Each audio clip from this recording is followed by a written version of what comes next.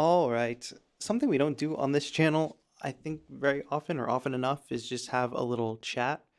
But lately, I've been having really good creative conversations with other artists, and also it just feels like the whole world is imploding all at once. And I wanted to talk through some of my thoughts on that. I don't know. And hopefully generate a good conversation, and you all can let me know some of your thoughts on all these things. But it does feel like the whole digital world is going through this like apocalyptic stage. Like all digital content, whether it's like music or movies, like it's in this state of disarray. The internet is like virtually unusable. Like platforms like Twitter, which has been around, like I had Twitter when I was in high school, I think. It used to be a place where people would share cool creative ideas, and like a lot of the people in the bands that I followed were on Twitter. And now it's just turned into a complete war zone where there's just a bunch of like a ton of anti-Semitism, like a ton of just general bottom of the barrel stuff. And I even see some of those like that argumentative internet style. I see that popping up on new platforms like Threads too. It's either if somebody's having an argument or somebody's trying to teach you 5 tips to get the most marketable email list or something like that. And then like if you try to Google something now, it's like everybody has mastered SEO, and also so much of the stuff that you see on Google is like an AI written article. I don't understand the SEO thing because it seems like everybody has figured out how to maximize SEO. But what happens when everybody knows the best way to get their site at the top of Google? You know what I mean? If everybody's good at SEO, what gets to be the top result? So it's just like stuff is becoming less and less usable on the internet. It's like a wasteland. Then if you find like a news article you actually want to read, when you get there, if you're not paywalled, you're like smacked in the face with all these ads that infest the article and like make it impossible to scroll. Or actually, like if you're looking at a recipe, like, okay, where are the actual ingredients? I got to scroll past this ad or click read more. Like it's a nightmare. Then the music side of things, like where this is most relevant to me, is it feels like more and more people now are talking about and are more conscious of the whole streaming thing just not really working out for most independent artists, and not being a great cultural shift. Like we shifted into this culture of music is basically free now, or you can pay a small monthly fee to get access to the whole world's music.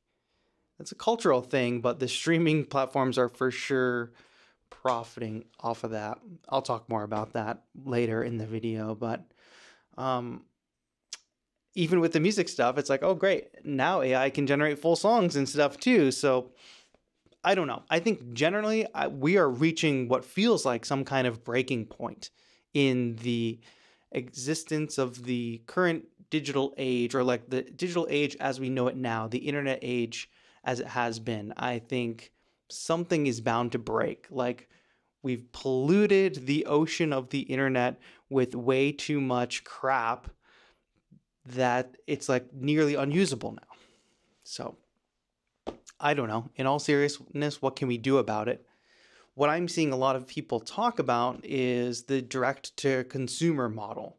This is something that a lot of artists do, whether they just sell music on Bandcamp or whether they have a Patreon or they have some kind of membership model. A lot of artists, independent artists, are doing quite well with that. I've, obviously dabbled in both of those things, and I think that they're great things. It does seem, though, that there's what we do as artists, right? But then there's like consumer behavior. And remember, like this whole streaming problem, the whole idea of music being free, it didn't necessarily start with streaming. It happened before streaming even happened, with the early days of Napster and LimeWire, like internet piracy. Suddenly, it was super easy to just download any song that you wanted for literally free, no monthly subscription. So the cat is kind of out of the bag, or the cat was out of the bag finally. Like once the art consumer audience realized, oh, I don't have to pay anything for this and I can get all the music I like, for completely free, it was kind of hard to unring that bell, I feel. So streaming was the answer to that. It's like the closest thing you can get where there's money being exchanged, a very little bit of money being exchanged, but you can listen to any song that you want at any time. Of course, the byproduct of that, the byproduct of like legitimizing that model, it's almost like legitimizing piracy via streaming, is that we never figured out how to make sure that artists can get compensated fairly and appropriately. So, like, what's going to happen when we run out of a supply of, I don't know that we'll ever run out of a supply of good art, right? But maybe it means that artists will have less longevity in their career. Because, sure, if you're a young, ambitious person, or not even young, but if you're just an ambitious person that loves music and you make albums, eventually you have to find a way to support that and sustain it. So are we going into a world where every musician will just be a musician on the side of what they do to make a living? It seems like it's heading more and more that direction. Like, of course, music is always going to be people's hobby. People are always going to choose like different art forms as a hobby. That's totally fine. Not everybody has to make a career out of their art, but what are the roads for those that want to make a career out of music, right? If you want to make music and sell albums and or make albums and do the artist thing, like, what avenues do you have to actually make a full-time living? If everybody says your music is worth $0, meaning it, or 0.0001 cents per stream, I think it just means that you're going to have a very short career. You're going to do it for as long as you feel ambitious and as long as you feel energized. But at some point, if it's like, man, I got to work this increasingly worse job, like I guess it speaks to like our larger economy as a whole, right? People are working longer hours for less pay. The cost of living is going up. Inflation, housing prices, healthcare. It's something's got to give, right? So imagine like you're now trying to be an artist in that world. Things are increasingly less affordable. The thing that you make is increasingly undervalued. How long are we supposed to last in that world? Which is sort of where my thought process goes on the idea of this culture shift. And there's a culture shift with the consumers of the art, and there's a culture shift with us as the artists. I think artists have sort of been indoctrinated into caring about the things that matter to the big platforms rather than caring about the things that are going to sustain our career. Think about the numbers and the metrics that everybody cares about online. Follower count, subscriber count, number of monthly listeners on Spotify, the plays every song has. Some of those sort of directly relate to income, but a lot of them are literally just vanity metrics. I'll speak for myself specifically. You can see that I have well over 300,000 subscribers. But go look at any of my videos. There ain't 300,000 people watching every single one of my videos. There ain't 100,000 people. There ain't 50,000 people watching any particular one of my videos. Some videos reach a larger audience, some videos do not. This vanity metric thing is something that I've had to just mentally deal with myself as an artist here on YouTube, because if I put myself down over that over and over again, or here it is. What I realized is, obviously, these numbers don't matter. These vanity metrics don't matter. Who cares if you have 10,000 monthly listeners on Spotify if it doesn't amount to any real world thing that's going to help you sustain your work? Of course, it's amazing that people are listening to our music. It's amazing that people are consuming our art. but we can only continue to create that art if there is a sustainable way to share that art and get some level of compensation for it. So the vanity metrics are something that I feel like artists have been indoctrinated into thinking about. Why? Because of course, it looks great. When you get your song on a playlist and suddenly your song goes from like having 500 listens to 100,000 listens or skyrockets to a million, isn't that really fun to like talk about on social media? Wow, a million people heard my song. And you should be proud of that. You should feel good that a million people heard your song. But a million plays amounts to what, $4,000 in streaming revenue? And then what I really want people to think about is what those million people that played your song, how many of them even know your artist name or even know anything about you beyond that one song that they heard maybe in a playlist or something? And it's this idea that I've been thinking about more and more, that we've been trained to care about the most casual fan. We've actually been trained to care about the people who probably care the least about our music. We care about the big number, right? More followers, more subscribers, more listeners. But we haven't taken the time to think, how many of these people like actively support me?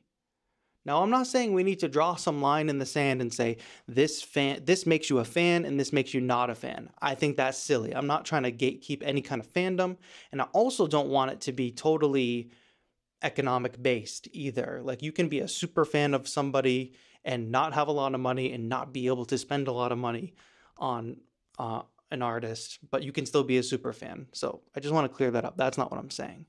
But I do think artists have thought about these big aggregate numbers and valued them a lot more than trying to funnel that down into the amount of people that are going to actively support your work. And how can you better support yourself as an artist by focusing on that smaller audience? It's something I've thought about a lot, and I do try to focus on community and the people that truly want to contend with my work, that truly want to be a part of a community, rather than just the random person that I can reach by making a MIDI controller video or a tutorial, or even like one of my songs. Like one of my oldest tracks right now is doing the best on Spotify because it got put on some sleepy lo-fi chill playlist. That's great. I'm happy more people are hearing the music, but I know it's not going to lead to much. I don't suspect, say it led to 100,000 more plays on this track. How many of those people, what percentage of those people are actually going to become my fan? I don't know. To me, I think they see me as just another song on their chill playlist. I don't think they're thinking, wow, that TAETRO guy's really made something cool here. Maybe a small percentage of them did, but not a lot.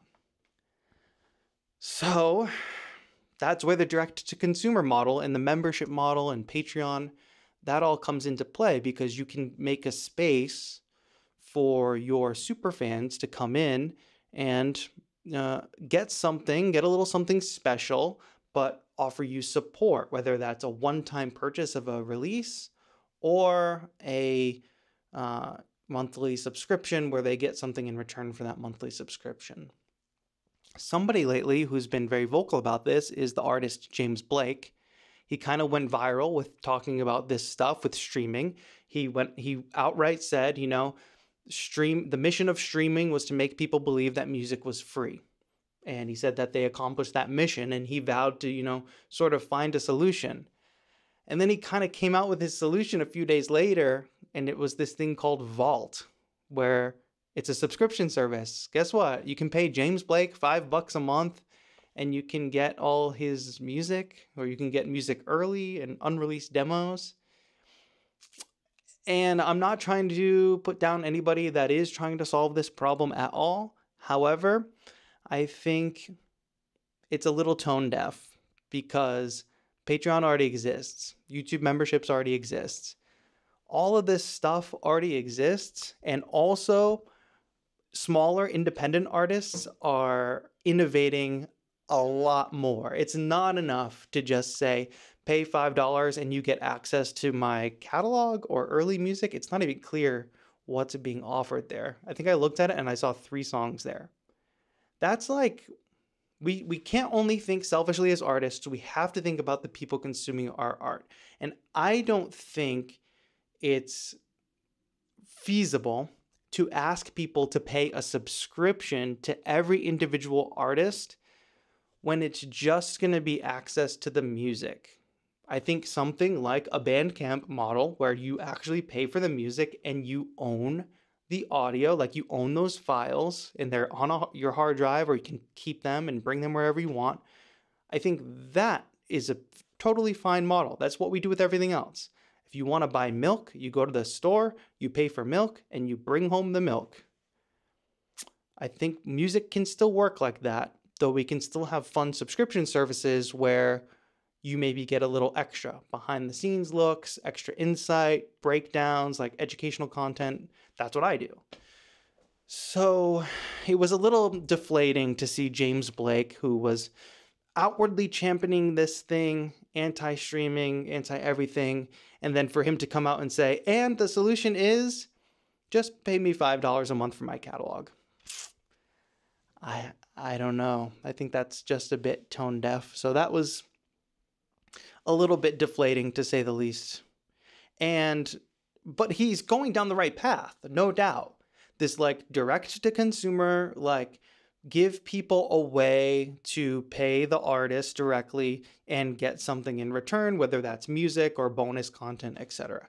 I think for sure that is the future, but you have to remember that obviously it's a lot harder to get people to do that, to pay a monthly subscription or to buy an album, especially in a culture where all those that music is usually free. They can get it for free somewhere else.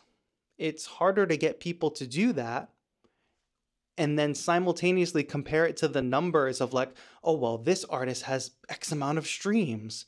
Suddenly, if you focus on your like super fans, the fans that are actively monetarily supporting you, your numbers look less impressive than if you had just gotten playlisted and got 100 million streams on a lo-fi chill beat. You know what I mean? It's like this trade-off between vanity and like actual sustainability as an artist. But I think that's a cultural shift. That's the easiest cultural shift that can happen for us as artists. We can easily change the culture to be more like, let's peek behind the curtain. What's actually going on here? Cool, you had that viral video. Does anybody care about you besides that viral video? Does anybody care about you besides that one song that you had that went viral in a TikTok? Those are the questions we should be collectively asking ourselves. And again, not putting down any artists who have had success in those areas. I think those types of successes can lead to other things. But I think we put too much value on something that's almost the equivalent to going and buying a lottery ticket. You might win $1 million, you might win $1, you might win nothing. But that's how it feels. Like people put out music, you hope it's worse than a lottery ticket because it's not random. You have a Spotify editorial playlist person deciding. So you put out your song, you hope, fingers crossed, I hope it gets playlisted. Oh, it didn't? Okay, let's make the next song. Let's churn out more music at a faster rate. Let's spend less time making the music so we can buy more lottery tickets, essentially. I don't want to sound doomerist or like I don't want to sound too pessimistic, but because there's light at the end of the tunnel. That's what I think. To leave this on an optimistic note is like this direct to consumer thing is happening. It's been happening. It's nothing new, but finally more and more people are talking about the problems that artists are facing. So I think that's on the horizon. So if you're an artist, you should be thinking about, well, how can you connect more with your super fans and how can you show your super fans that you value them more? Like what can you give them? How much value can you provide those super fans rather than relying on trying to get as many people as possible onto your boat? How can you like serve the people that are there well? and maybe they will continue to support you and help you sustain your career reliably. I think it's all going to happen, but it's not going to happen until we stop valuing the most casual fan. Of course, I appreciate everybody who listens to my music, everybody who watches my videos, of course, of course, of course. But if you just tune in once in a while, I'll say thank you, and that's the extent of my gratitude, I think, because the only thing that's going to help us continue our work are those people that continue to support our work on a regular basis. And there's no pressure to do that, by the way. I think what we have to do as artists, our job, is to find those people. There are people already doing this. I mentioned this, but one that comes to mind in particular is John Makes Beats. John Wayne, who's had a great career as a beat maker, as a hip hop artist, etc. He started his YouTube channel, feels like not too long ago, but maybe it was. It's been a while now. But he's got his Patreon with something called the Living Beat Tape. And he's pretty much it feels like he's like hacking the Patreon feature, where Patreon has this integration with podcasts where he can add his new tracks to this RSS feed, and people can essentially get this long living beat tape of every track he makes. So literally, to get access to his music, you have to subscribe to his Patreon. I think that's a great model. That's like if you think about Bandcamp, okay, I can buy the music one time and I can own it. Or something like Patreon, where it's like, you want access to my catalog, subscribe. And then there's other perks involved in it too. There's community built around it too. I truly think that that's the future. And there's going to be more people. The entire internet. Here's what's going to happen to the entire internet. Instead of everybody being on Instagram or everybody being on Facebook or YouTube or on a particular channel on YouTube, everything is going to get fractured, where we're all going to be in these smaller, more isolated communities across the internet.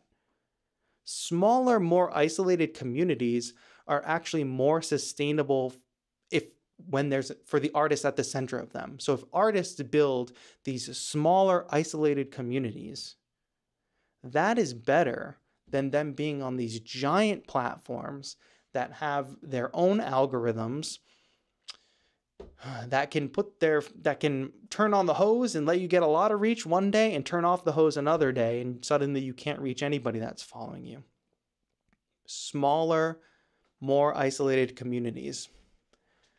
It might sound dark and it might sound worse, but I actually think it's better for the artist, because we'll be able to connect with people who genuinely want to support our work in a deeper way.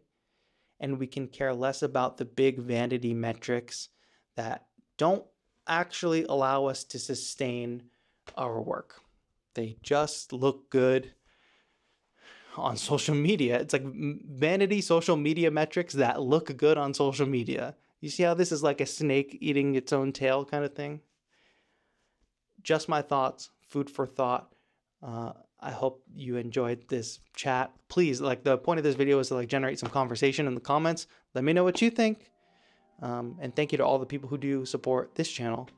And that's it for now. All right. If you like chats like these, maybe we'll do them more in the future. That's it for now. This has been TAETRO. Have a good one.